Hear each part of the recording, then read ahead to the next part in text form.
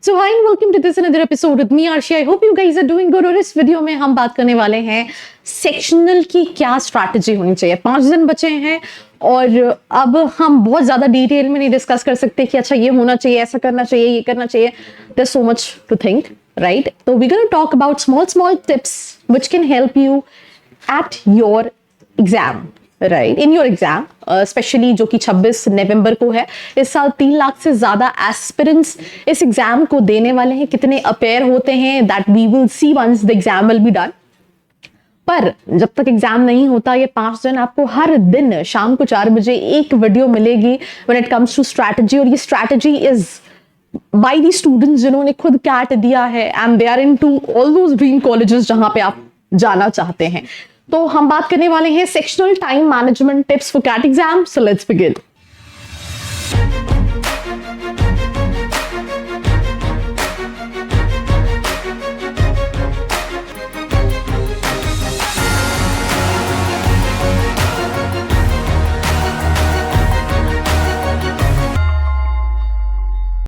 So welcome back to this episode and we'll start this episode with the first very important thing.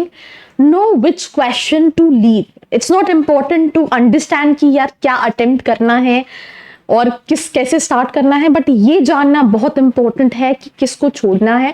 Because when it comes to CAT examination it is not only कि ठीक है मुझे सारे questions attempt करने हैं, मुझे हर sectional से question attempt करने हैं ताकि मैं अपना सेक्शनल कट ऑफ भी मीट करूं, परसेंटाइल को इम्प्रूव कर सकूं।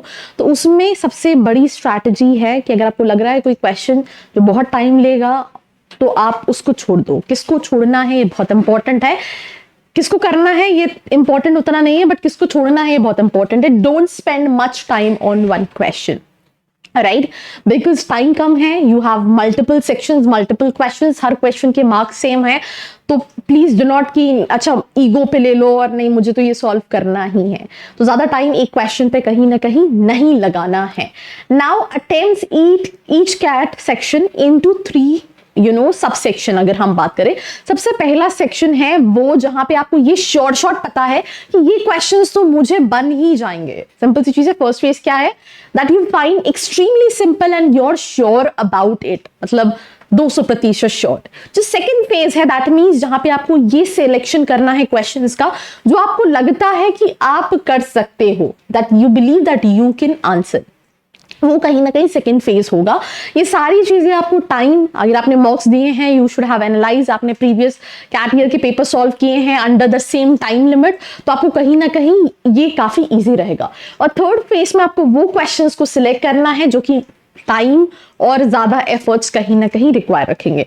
100-200% short questions for second phase, जो क्वेश्चन जो आपको लगता है कि नहीं मैं कर सकता हूं।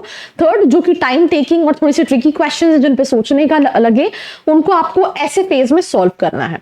तो इसके साथ साथ अगर हम बात करें तो एक और चीज है जो कि बहुत ज्यादा इंपॉर्टेंट रोल प्ले करती है when it comes to your CAT का exam is to relax and analyse, right?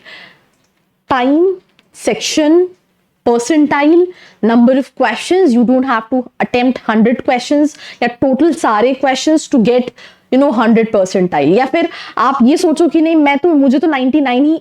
Her student को ये समझना कि मेरी प्रिपरेशन का लेवल क्या है और मैं कितना प्रैक्टिकली कर पा रहा हूँ, उसके हिसाब से ही एग्जाम डे के अंदर कहीं ना कहीं परफॉर्म करना है। ठीक है, मैं एक और चीज बार बार रिपीट कर रही हूँ, कैट इज नॉट ओनली कि आप आईएम्स में जाओगे अगर आपका बहुत अच्छा परसेंटाइल होगा, it's also about majority of colleges have these sectional cut off, so don't skip that thing from your mind.